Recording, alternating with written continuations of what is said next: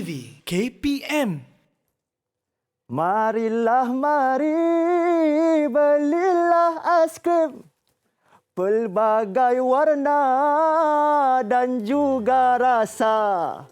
Aiskrim batang ada, aiskrim Malaysia ada, aiskrim Pong, aiskrim goyang pun ada. Ya. Seronok dengar suara dah lunak-lunak sedap tadi.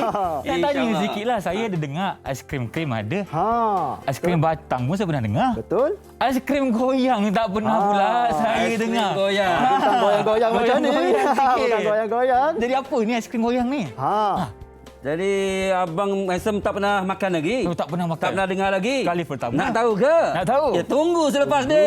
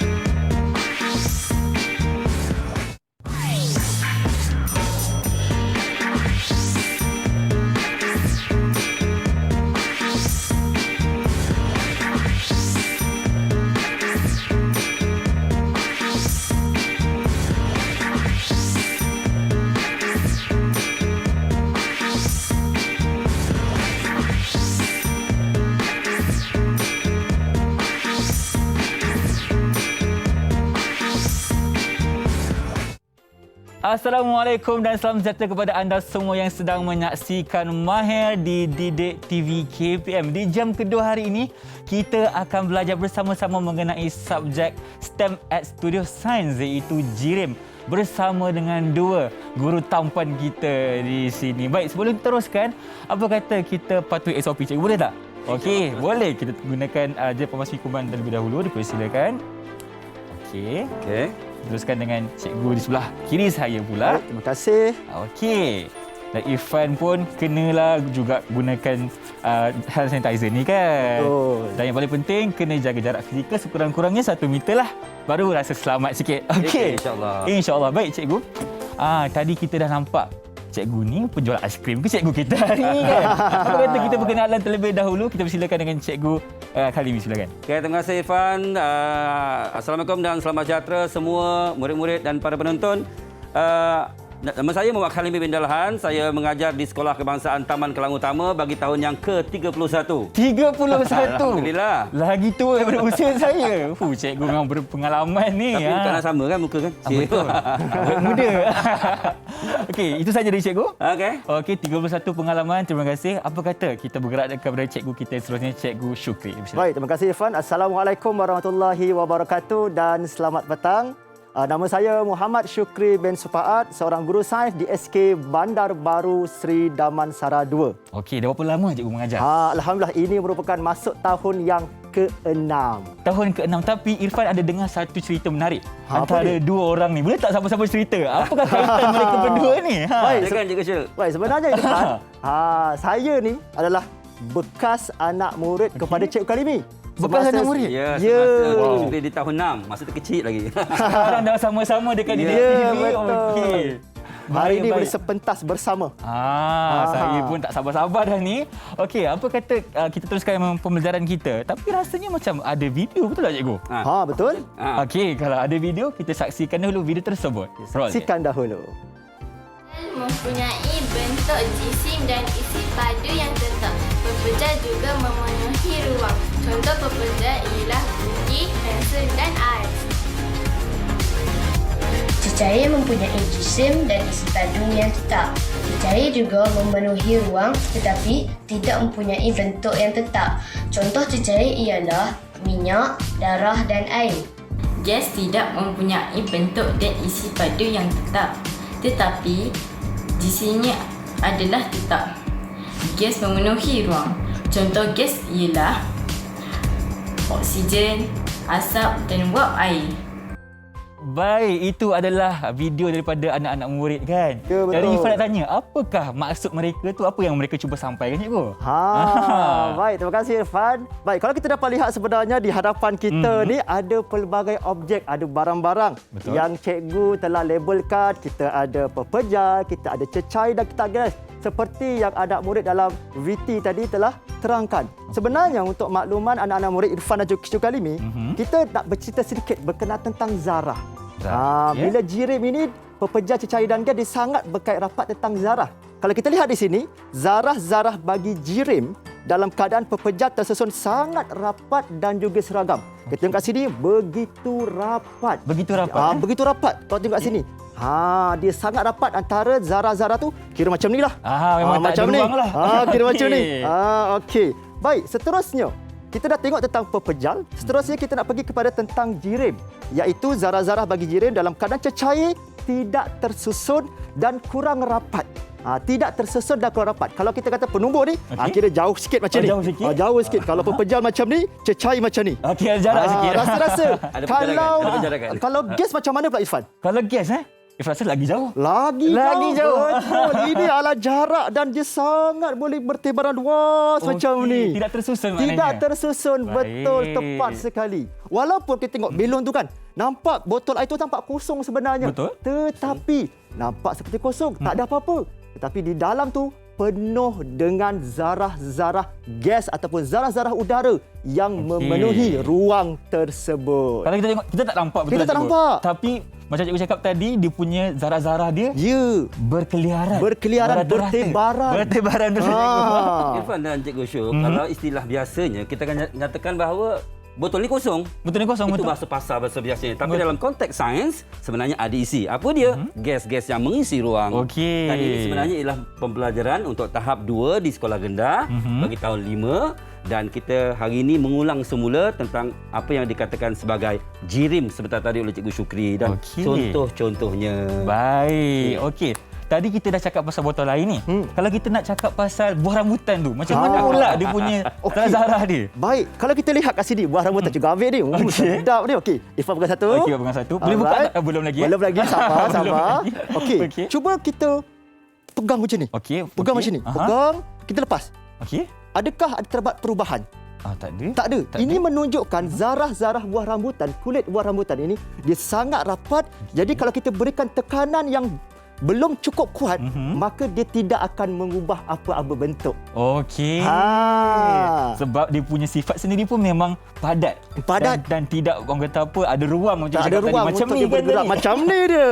Jadi kita perlukan, orang kata apa, Tekanan. ataupun force yang Daya. lebih kuat. Ya, Daya lebih betul. kuat. Okey. Itu saja untuk sekarang cikgu. Okey, itu saja untuk sekarang. Saya lebih faham mengenai Yang menarik pasal pepejal tu, Okey. contohnya di tengah-tengah ni, itu minyak apa, Cikgu Syuk? Apa tu cikgu? Ni margarine ataupun mentega. Okey. Pada masa yang sama, dalam keadaan sesuatu ketikanya, kadang-kadang dia dalam bentuk pepejal. Okey. Kemudian kadang-kadang boleh bertukar menjadi cecair. Dan itulah antara objektif dan matlamat hasil pembelajaran pada hari ini. Okey. Lepas kita tahu tentang 3 bentuk jirim ini, kita akan tengok apa yang akan berlaku kalau kita kenakan beberapa tindakan yang berkaitan nanti, insya-Allah. Okey, kita akan melihat transformasi. Yes, kepada transformasi. barang-barang kita. Okey cikgu, kalau macam tu sekarang ni kita berehat dulu boleh? Boleh? Kembali selepas ini hadir di Mahir Didik TV KPM.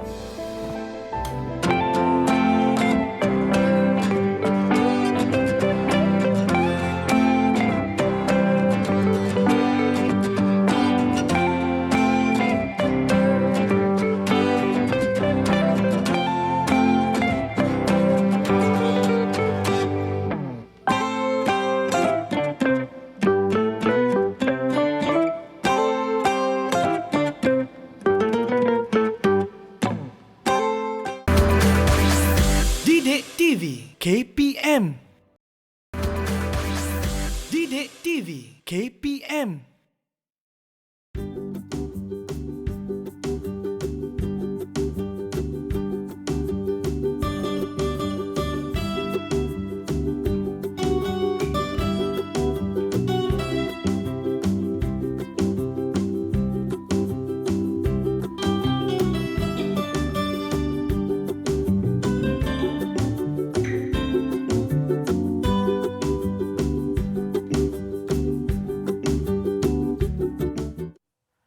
Kembali bersama saya Irfan Syah dalam rancangan Mahir di Didik TV KPM. Tadi di segmen yang pertama kita dah mengenali bersama cikgu-cikgu kita mengenai 3 keadaan jirim, iaitu pepejal, cecair dan juga gas. Yes, Dan betul. untuk segmen kedua ni apa pula yang kita akan lakukan, cikgu?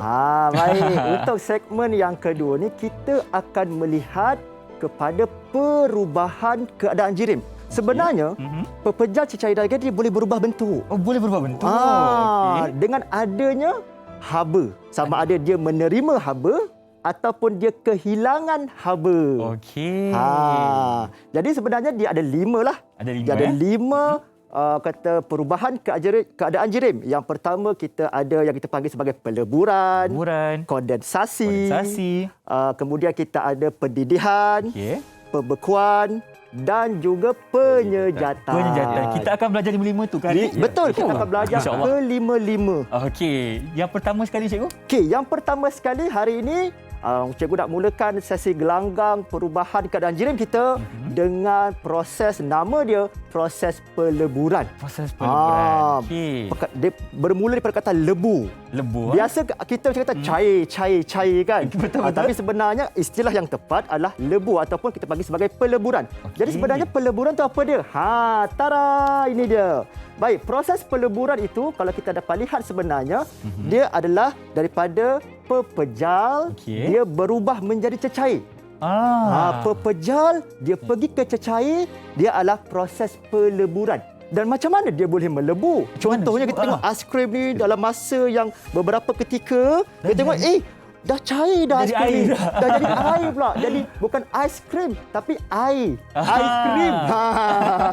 Okey. Sebenarnya ais melebu menjadi air apabila ais menerima haba daripada persekitaran kita. Sebenarnya kita kan tahu kan kita ada suhu bilik 25 darjah Celsius, 32 darjah Celsius, 37 darjah Celsius. Itu merujuk kepada ukuran bagi suhu.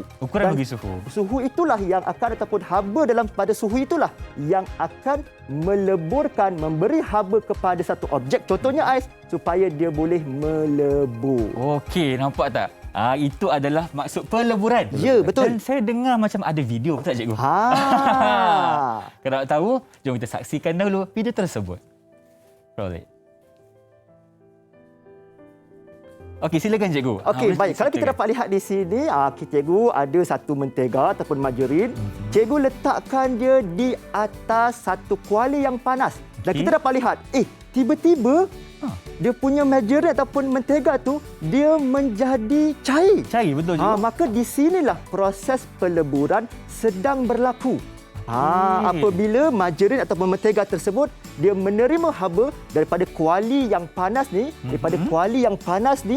dan akhirnya dia melebur menjadi minyak. Agak-agaknya cikgu, berapa suhu yang digunakan? Baik, sudah pastilah suhunya melebihi daripada 100 darjah Celsius.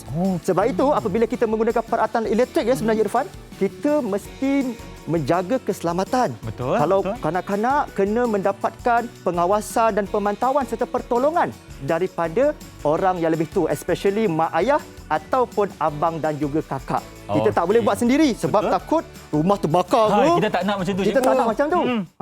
Kan?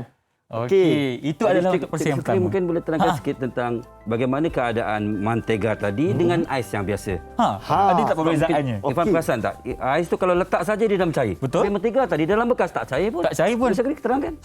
Baik, sebenarnya kalau kita tengok perbezaan mentega dan juga ais, sebab benda ni kita biasa jumpa kat rumah. Betul. Sebenarnya kalau kita tengok ais, dia punya takat lebu dia adalah pada 0 darjah Celsius. Jadi sebenarnya kalau kita letak macam tu ais, maka dia boleh melebu dengan begitu sahaja tanpa memerlukan haba-haba yang daripada yang hebat-hebat lah. Tak perlu panas sangat, tak perlu panaskan api semua, tak perlu. Kita letak tepi pun boleh letak cair. tepi saja, biar dalam masa 5 minit. Kejap lagi cairlah dia, lebulah dia. Tetapi kalau bahan-bahan lain contohnya margarin, mentega, dia memerlukan satu haba yang cukup. Jadi setiap bahan sebenarnya Irfan, anak-anak yang berada di rumah, dia mempunyai takat lebu yang berbeza. Takat lebu yang berbeza. Tak sama. Jadi bila sampai takat lebu tersebut, suhu takat lebu tersebut, maka dia akan mula melebu. Dia akan berubahlah dia punya sifat dia tu. Dia daripada pepejal pergi kepada berubah menjadi cecair. Okey, itu adalah untuk peleburan. Ya. Yang kedua, cikgu. Yang kedua, ini adalah satu lagi proses yang menarik, iaitu mungkin satu perkataan yang baru yang dipanggil kondensasi. Kondensasi. Apakah itu? Sebenarnya untuk maklumat Irfan, Cikgu Khalimi dan juga anak murid yang berada di rumah, proses kondensasi ini merujuk kepada perubahan sifat kata jirim bagi daripada gas pergi ke cecair. Boleh, cikgu? Boleh. Okey, boleh. Gas ni boleh pergi cecair. Yang kita tak nampak tu, dia boleh menjadi cecair sebenarnya. Okey. Nampak magic, nampak wow faktor kat situ. Tapi sebenarnya apa konsep sains di sebalik perkara tersebut? Sebenarnya proses kondensasi air berlaku apabila wap air kehilangan haba ke persekitaran. Tadi peleburan dia terima haba. Sekarang kondensasi dia kehilangan haba. Dia macam haba pergi jauh-jauh. Tak nak haba. Macam tu. Okey, contohnya kita dapat lihat contoh pagi-pagi kan. Kita tengok malam tadi tak hujan pun. Betul? Tiba-tiba daun ni basah, rumput basah. Kereta ayah kita pun basah juga. Bukan hujan pun kan? Bukan hujan pun. Tapi sebenarnya itulah proses kondensasi wap air pada waktu malam tersebut yang sejuk akhirnya bertukar daripada gas pergi ke cecair iaitu menjadi air. Cikgu Su, saya nak sambung Cikgu Su. Ya, Kamera silakan. tolong fokus kepada air sirap tu. Nampak macam manis, menggairahkan kan? Betul. Sedap kalau kita minum.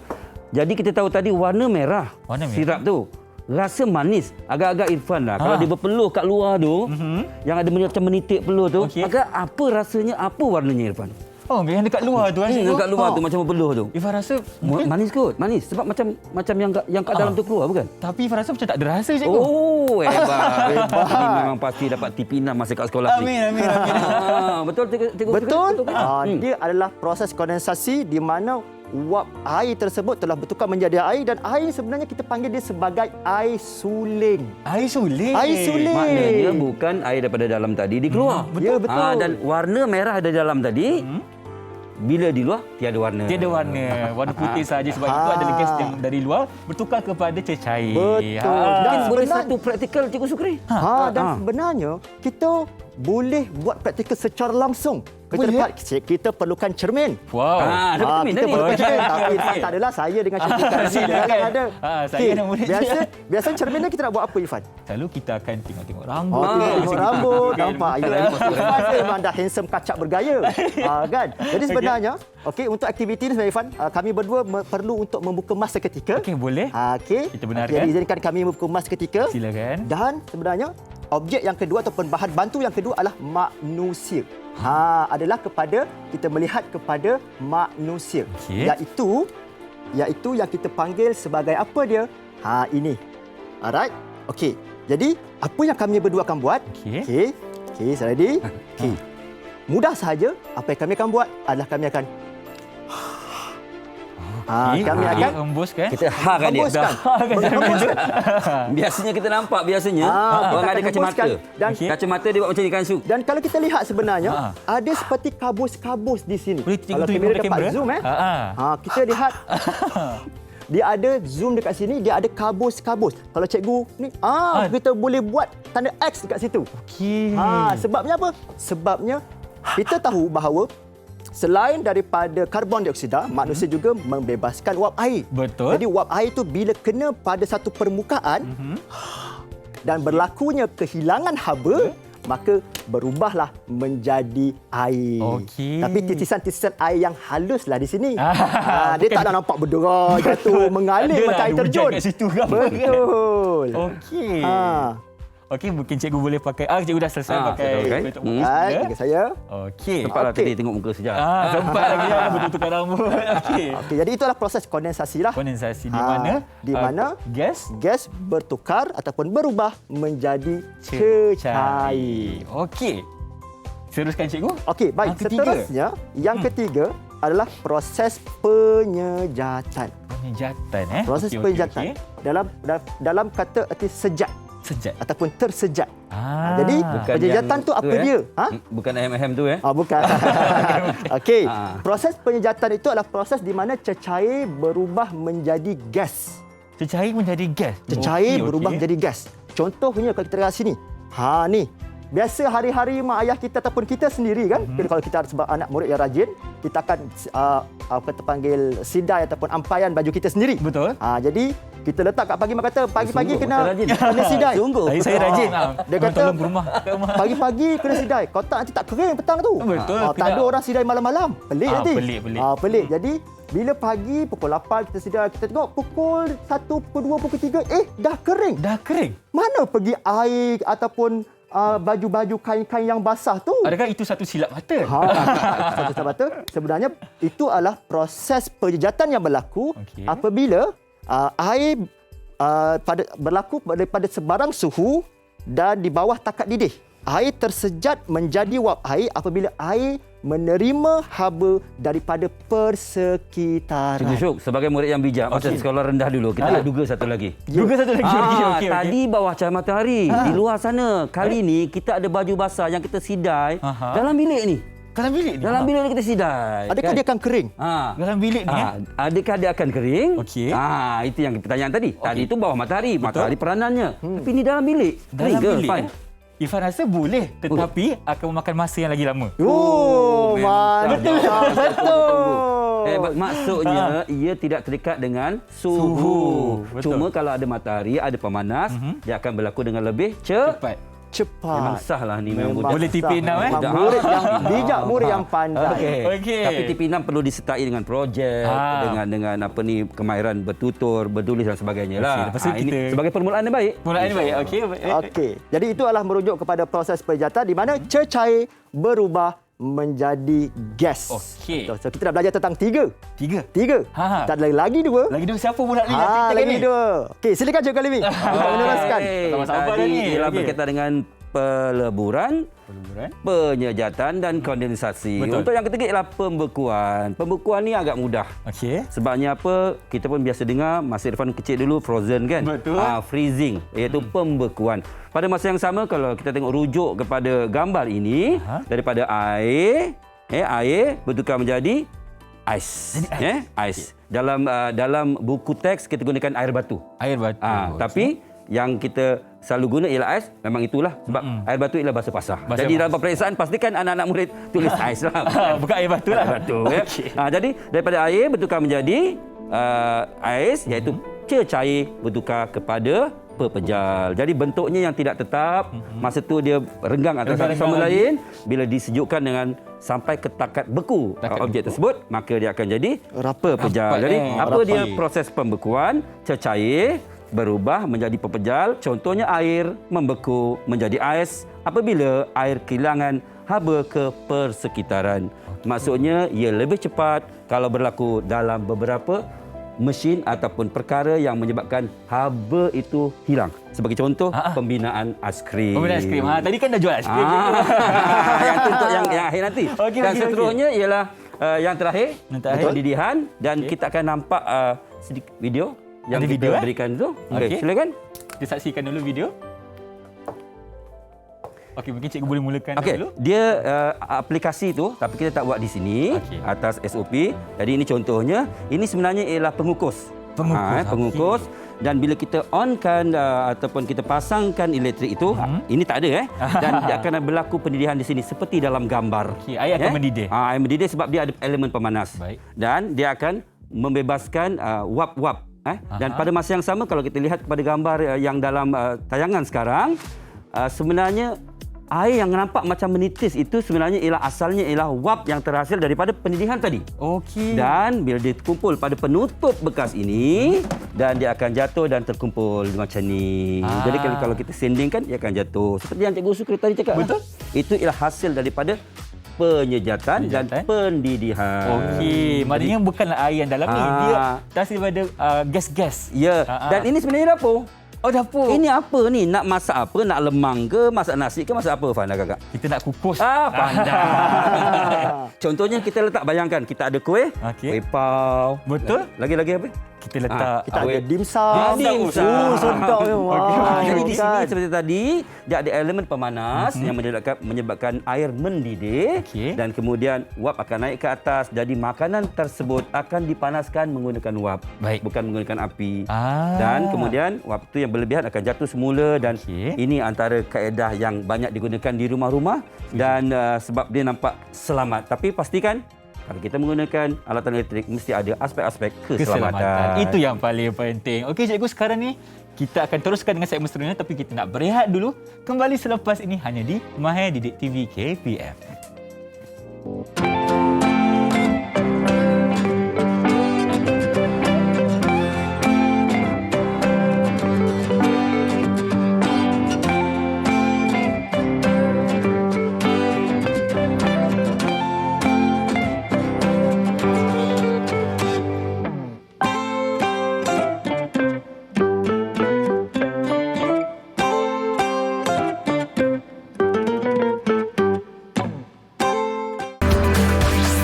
Didik TV KPM.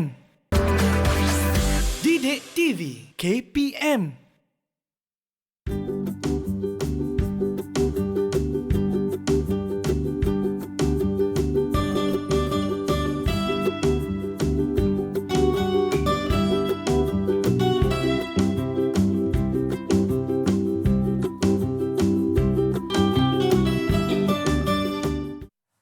Masih bersama kami di Mahir Didik TV KPM. Cikgu Syukri, sebelum kita teruskan, Ifan ada satu soalan untuk cikgu. Apa dia, Ifan? Ifan nak tahu, apa perbezaan antara penyejatan dan juga pendidihan? Okey. Sebelum cikgu nak menerangkan tentang perbezaan, kita tahu persamaannya dulu. Persamaan dahulu. Okey. Kita kenal Persamaannya dulu. adalah kedua-duanya adalah menerima haba. Menerima haba cikgu. Iaitu daripada cecair berubah kepada gas. Tapi perbezaannya pula adalah pendidihan ini berlaku, pemanasan itu berlaku pada keseluruhan cecair. Keseluruhan cecair. Keseluruhan cecair. Maksudnya kalau ada air itu dalam kita punya cecair elektrik, keseluruhan cecair dalam tu dia akan menerima haba dengan sekata. Sekata ataupun seragam.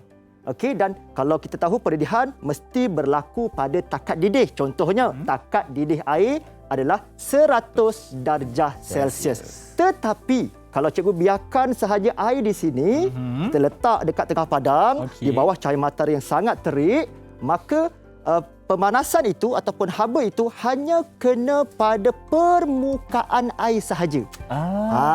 Jadi dia boleh berlaku pada sebarang suhu. Dan maksudnya tak perlu mendidih lah. Tak perlu sampai 100 darjah Celsius. Masih lagi proses penjejatan itu boleh berlaku. Sama dengan situasi baju basah yang kita sidai dalam bilik. Macam mana cakap tadi tu. Pemanasan. Tetapi tetap berlaku sebab suhu di dalam bilik bukan sifar. Betul. Kosong. Betul. Jadi dan juga 100. Dan kalau kita bagi kata haba sedikit tapi tak sampai pun mendidih. Contohnya, kita ada ini dia. Ini merupakan satu tuala basah. Cuba Ifan pegang. Basah tak? Basah cikgu. Basah kan? Okey. Jadi cikgu nak tunjukkan sekarang ni macam mana proses penyejatan itu boleh berlaku. Kalau kita nak letak saja dia mengambil masa yang sangat lama lah. Mungkin esok pagi baru kering ni. Kan? Jadi cikgu gunakan sedikit alat pemanas yang kita panggil sebagai hair dryer. Okey, cikgu buka sikit. Dan Ifan tolong Ifan. Okey, boleh. Okey. Cikgu ni. Ini dia tengok ni. Okey. Alright. Kita bagi dalam masa 10 saat lagi. 10, 9, 8, 7, 6, 5, 4, 3, 2, 1. Okey, kita offkan. Okay, cuba Irfan pegang yang di tengah-tengah tu. Adakah dia kering ataupun masih lagi basah? Kena kering cikgu? Kering, tapi yang di tepi-tepi tu masih basah. Masih basah. Itu menunjukkan bahawa di tengah itu telah berlakunya proses penyejatan. Okey, sebab kita dah menggunakan haba daripada... Menggunakan haba tu. Sama prinsipnya dengan kalau kita keluar daripada washroom dan sebagainya, kita akan letakkan pada satu alat pemanas, itulah fungsinya. Kita akan jadi kering. Baik. Okey cikgu, kita dah pegang-pegang macam-macam barang kan. Kita kena jaga SOP lah. Alright. Kita gunakan dulu je pemas pikuman. Okey, baik. Terima kasih. Betul. Kita belajar juga. Belajar juga. Kena jaga. Keselamatan harus diutamakan. Okey. Itu antara perbezaan bagi pendirian dan juga penjahatan. Ya. Cikgu kena jugalah. Okey. Pak ni nak pegang yang lain Okey. pula. Sekarang ni rasanya sesi untuk cikgu kali ni, betul tak? Betul. Sesi Okey, yang kalau macam tu dinanti-nanti izinkan kan. saya Silakan, mengajak cikgu. sikit. Aiskrim. Katanya dah biasa aiskrim batang, aiskrim Malaysia dan aiskrim goyang yang tadi Abang Handsome tak pernah tengok Tak lagi. pernah tengok lagi. Okey, pada asasnya pembinaan aiskrim itu mestilah menggunakan freezer ataupun peti sejuk. Peti sejuk. Di mana-mana pun. Tetapi pelik tak? Ini ialah satu tong aiskrim yang dibawa oleh para penjual ke taman perumahan, ke kampung-kampung. Ambil pagi sampai petang dan dalam ni aiskrimnya tak cair pun. Betul. Jadi dari mana datangnya ejen-ejen untuk menjadikan ia kekal sejuk? Dan pada masa yang sama, nak ceritanya sebenarnya untuk makluman, untuk peringkat sekarang, ramai penjual-penjual pengusaha menggunakan satu plat. Saya tak perlu angkat. Satu plat dipanggil air garam.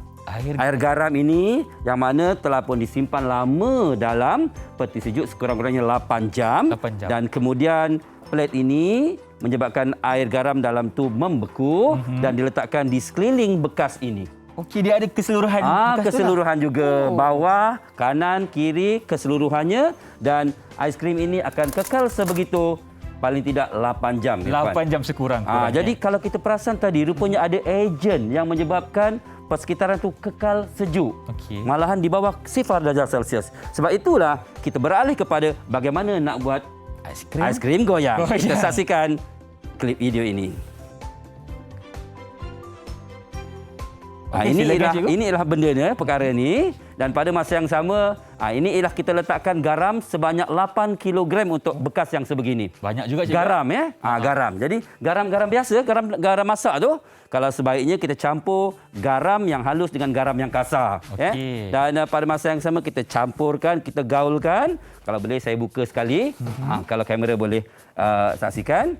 Dan pada masa yang sama ini sebagai penggalak untuk suhu dalam kawasan ini kekal sejuk, malahan berkurang kerana kehadiran garam. Selepas tu kita perlu letakkan ais. Letakkan ais. Ini untuk aiskrim goyang ni lah. Kalau kita buat sebegini tak perlu. Dan letakkan ais. Okey, dan ais ni kalau boleh ais yang betul-betul besar ataupun betul masak. Dan kemudian kita tuang air. Tuang air. Tuang air kalau ikut daripada acuan ini ialah setinggi lubang-lubang yang ada di sini lah. Okey. Fungsi air tu apa, cikgu? Ya. Fungsi air. Air ini sebenarnya nanti dia akan mencampurkan, mengadukkan antara garam dengan air-air yang ada di dalam ni. Menyebabkan air itu akan menjadi bertambah sejuk. Kemudiannya kita akan masukkan acuan. Acuan ni yang mana dia daripada steel, daripada logam, daripada zinc, dan kita boleh letaklah apa-apa perisa yang kita nak. Okey. Perisa strawberry, perisa oren, perisa sirap, dan untuk mengadukkan kita akan goyang. Inilah yang dinamakan aiskrim goyang. Cikgu boleh tak goyangkan sikit, cikgu? Boleh. Cuma bila tidak ada aisnya dia agak kesat lah. Macam tu seperti yang kita tengok tadi. Dan hasilnya selepas paling tidak 30 minit. 30 minit je. 30 minit kita akan dapati seperti dalam tengok sekarang. Ya. Air berperisa yang kita masukkan tadi akan membeku. Wow. Sebab ais dan juga garam tadi sebati menyebabkan suhunya terlalu rendah dan air berperisa tadi semuanya membeku. Dan pada masa yang sama bila nak ambil macam mana, kita sediakan macam lidi sate dan kita cucukkan dan kita angkat dan kita akan dapatlah rasa aiskrim goyang itu. Cuma kini dah letak agak lama jadi agak mencair. Inilah dia aiskrim goyang. Dan pada masa yang sama satu aktiviti yang terdapat dalam buku teks sains tahun 5. Tahun 5 je. Ya, aplikasinya di sini dan ini merupakan salah satu daripada aplikasi yang menarik, yang dijaja, yang menjadi satu mata pencerian kepada penjual aiskrim sebab antara lain ialah dia ni jarang didapati. Dan macam kita sebut tadi tidak menggunakan alatan elektrik, peti sejuk dan yang lain-lain. Maknanya kita boleh jimatkan kos lah, cikgu. Ya, betul. Jadi kalau misal kata kita nakkan aiskrim yang berperisa seperti contoh yang ini mungkin ramai tahu ini ialah aiskrim Malaysia yang agak seringkat dan yang ini ialah aiskrim yang berjenama dan pada masa yang sama aiskrim ni kita ada pantang larang kan, Cikgu Syuk? Betul. Maknanya kita tak boleh makan terlalu keras. Sebab air berperisa, banyak manisan. Betul. Dia Macam tu. sebagai snack kan. Jadi benda snack ni dia tak boleh nak terlalu kerap. Sebab kita suka benda yang sedap, benda yang manis, tapi kesihatan tetap perlu kita jaga. Betul. Yang paling penting sekali, kita tak boleh ambil secara berlebihan. Ya, Kita betul. kena sedang-sedang je Sedang, kan. yang sedang-sedang saja. Okey cikgu, Ifat nak tanya. Kan cikgu cakap tadi waktu kita nak ambil aiskrim tu kita betul. masukkan lidi, betul Ya, tak? betul. Susah tak kita nak cabut aiskrim tu keluar? Tu kalau ikutkan dia bergantung kepada lama masa dan benda tu sebenarnya kita buat lidi tu semasa dia separuh masak. Kalau kita dah dapati dia dah keras betul-betul, macam mana kita nak masukkan lidi? Okey. Jadi maknanya kalau lah misal maaf kita sebut kalau kita nak makan sekitar pukul 3, kita kena buat sekitar pukul 2 1 jam awal. 1 jam dan awal. selepas setengah jam tu kita kena sedia untuk meletakkan lidi itu sebagai pemegang kepada aiskrim tersebut. Okey, maknanya kita tak boleh bagi dia betul-betul beku. Ya betul, sebab dia keras. Dan Ah. itulah yang berlaku daripada cecair, air berperisa, biasa air sirap, air urin, air strawberry masuk dalam tu dan dia akan membeku sedikit demi sedikit. Sebelum membeku keseluruhannya, kita letakkan pemegang iaitu lidi sate. Lidi sate. Sebab tu kalau di pasaran ini adalah antara aiskrim yang termurah lah Betul, berbanding dengan cikgu. aiskrim komersial sekarang. Kalau kita pun boleh buat sendiri di rumah kan. Betul. Ya, betul. Kalau apa jadi kalau kita tukar garam tu pergi gula, boleh ke? Pendapat Irfan? Dari gula Kita garam kan. Kita garam ni kita tahu dia sifatnya perasa. Betul. Kita masukkan sikit dalam makanan. Kalau kata tak masin tak sedap. Masin lebih pun ya Allah masinnya. Masinnya kan. So dia kena secukup rasa orang kata. Tapi kalau kita masukkan kat sini dekat ais tu dia jadi ejen yang menurunkan suhu. Okey. Kalau kita letak gula sebab garam biasanya dia sangat berkaitan dengan gula. Betul. Apa jadi dekat ais tu? Kalau Ifan rasa gula dia tak akan jadi apa-apa. Dia tak akan jadi apa-apa. Kali yang ketiga dapat 10 bintang. Dapat 10 bintang. Dapat lagi. Jadi ais gula lah. Jadi ais Tapi gula. Jadi ais gula lah kan tu. lebih mahal daripada garam. Jadi kalau kita nak buat pun kos tinggi berapa sebatang dia nak jual, takkan harga RM2. Betul, siapa nak beli? Tapi memang garam merupakan ejen bagi merendahkan suhu persekitaran ais tersebut. Yes, Menyebabkan tepat ia sekali. kekal sejuk sebegitu. Okey. Baik cikgu. Kalau kita cakap mengenai aiskrim boyang ni kan, macam kalau ikut dia punya cara dia memang tak susah lah kita nak siapkan, Ya, betul betul. tak cikgu? Tapi remeh sebenarnya. Kenapa remeh cikgu? Untuk makluman, kita cari garam sekilo tu 7 kilo. Setiap kali nak buat kena letakkan garam 7 kilo. Okey. Jadi bukan semua kedai ada 7 kilo tu. Betul. Takkan nak beli yang sekampit 60 sen tu. Yes. Dan pada masa yang sama remeh sebab kalau kita nampak di sini kadang-kadang bila kita tuang sendiri itu dia menjadi orang kata melimpah dan sebagainya. Jadi betul. kadang-kadang sampai terjadi yang garam ni pula masuk dalam macuan ni. Dan kita rasa macam dah sedap, itu macam kita nak makan. Apa pasal aiskrim perisa garam pula. Tetapi nak ceritanya aplikasi sains ada dalam kelas dan diterjemahkan di persekitaran kita. Baik cikgu. Ifat ada satu soalan lagi? Ya, silakan. Okey. Tadi cikgu cakap kita boleh gunakan macam perisa air sirap, Ya, betul. kan? Air Ya. sirap, air oren. Tapi kalau kita masukkan coklat cair cikgu, Ya, betul. boleh tak kita bekukan? Sama tak proses dia cikgu? Cikgu Syul? Baik. Tadi kita gunakan air berperisa kan, air oren, air strawberry, air nenas dan sebagainya. Tapi kalau kita guna coklat yang cair, bukan air coklat, Bukan air tapi coklat. betul-betul coklat. Yang dicairkan. Kita masukkan dalam bekas itu dan kita letak di dalam kita punya acuan aiskrim Acuan, goyang. betul. Maka selepas 30 minit dia juga akan menjadi beku. Okey. Jadi kita boleh macam makan coklat yang macam biasa kat kedai kita beli tu. Cuma dia punya bentuk seolah seperti aiskrim lah. Seperti aiskrim lah. So Okey. macam lebih menarik dan lebih orang kata lebih disukai oleh kanak-kanak ataupun anak-anak di luar sana. Okey, baik. Selagi sifatnya adalah cair, Ya. ia boleh dibekukan menggunakan mesin aiskrim goyang tadi. Betul tak? Ya, betul. Tepat Okey. sekali. Baiklah, sekarang ni kita pun dah tahu mengenai aiskrim goyang ni macam mana prosesnya kan. Dia punya kesusahan, kesenangan untuk kita siapkan aiskrim goyang. Sekarang ni kita nak berehat dulu, boleh cikgu? Boleh? Kembali selepas ini hanya di Mahir Didik TV KPM.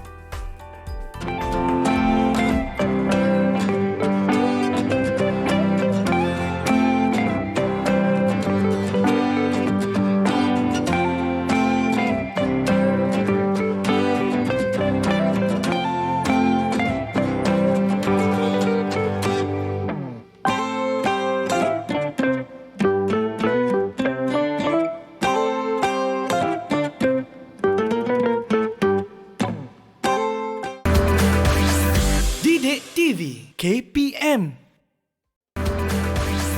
Didik TV KPM.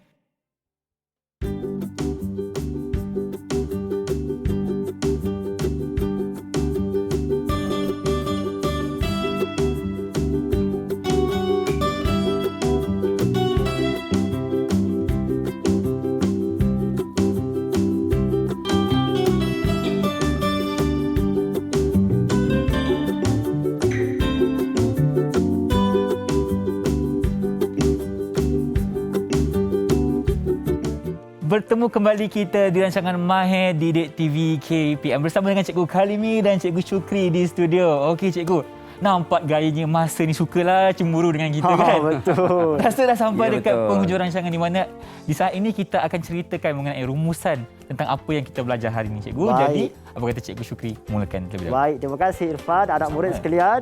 Okey, jadi rumusan yang kita belajar pada hari ini, kita belajar berkenaan tentang perubahan keadaan jirim. Betul. Dan cikgu tadi telah terangkan berkenaan tentang 5 proses perubahan keadaan jirim. Kita ada kondensasi, kita ada pendidihan, kita ada peleburan, pembekuan dan juga penyejatan.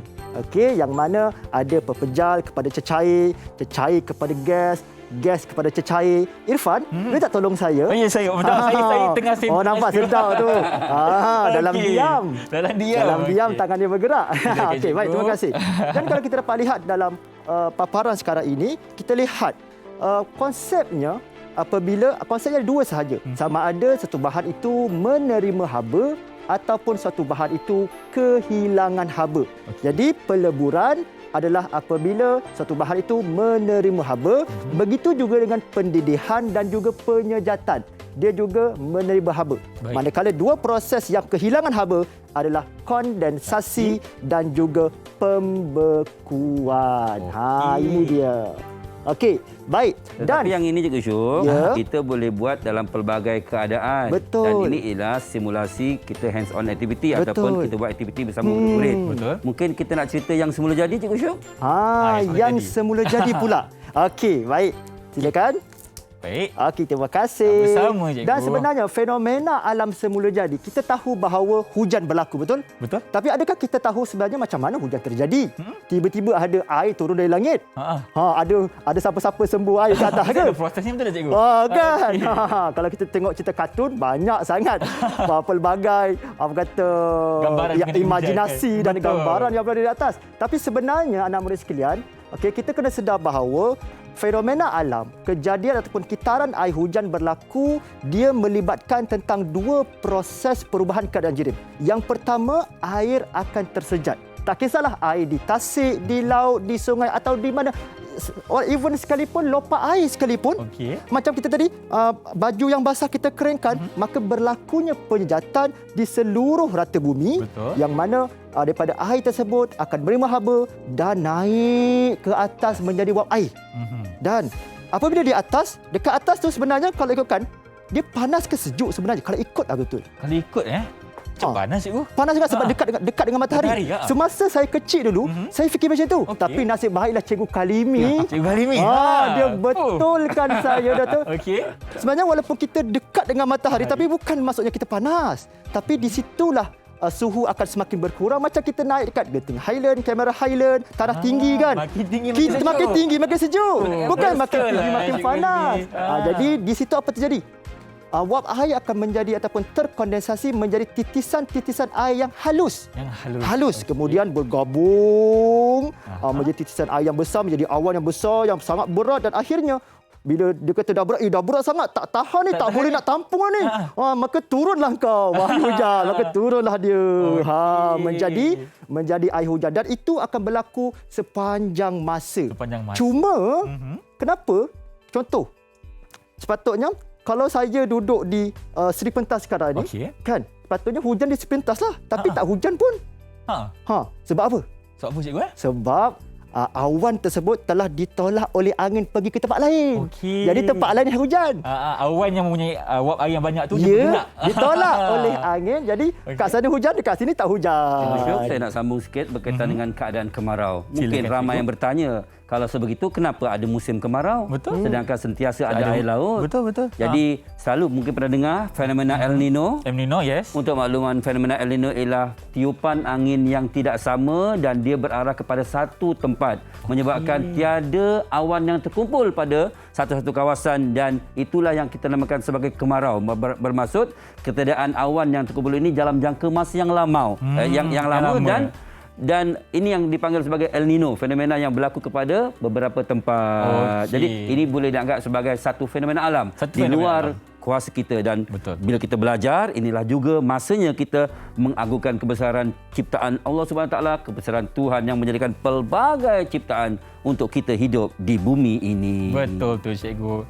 Itu saja dulu Cikgu Syukri. Ya, betul. Okey, terima kasih banyak cikgu. Baik, terima kasih, Bagaimana pula Pak. kata-kata Dan akhir dari cikgu? saya cuma nak rumuskan tentang apa yang kita belajar pada hari ini supaya dapat antara lain ialah yang pertama memerihalkan perubahan keadaan jirim bagi air yang kita berkaitan dengan penyejatan, kita gunakan pengering rambut, kita nampak tadi penggunaan pengukus dan menjelaskan dengan contoh perubahan keadaan jirim berlaku apabila jirim menerima atau kehilangan haba dengan menjalankan aktiviti sebentar tadi. Betul. Dalam konteks kita dalam kelas, kalau murid boleh menceritakan apa maksud pembekuan perubahan keadaan jirim daripada cecair ke pepejal, boleh kita beri tahap penguasaan 2 ataupun 3. 2 atau 3. Dan daripada kemarahan ini, kita teruskan kepada aktiviti-aktiviti sebegini dan boleh menceritakan kepada yang lain untuk mencapai TP5 dan TP6. Terima kasih. Okey, baiklah. Terima kasih lagi sekali Cikgu Kalimi Terima dan juga kasih. Cikgu Terima kasih Syukri kerana kembali. bersama kami Muhammad. pada hari ini dalam rancangan Mahir Didik TV KPM. Kita akan bertemu lagi pada esok hari di jam 2 hingga 4. Macam biasa, Didik TV KPM. Berjumpa lagi. Assalamualaikum dan bye-bye. Cikgu, Bye-bye. saya nak aiskrim dulu, Cikgu. Ya, kena aiskrim. Aiskrim goyang ada. Okey.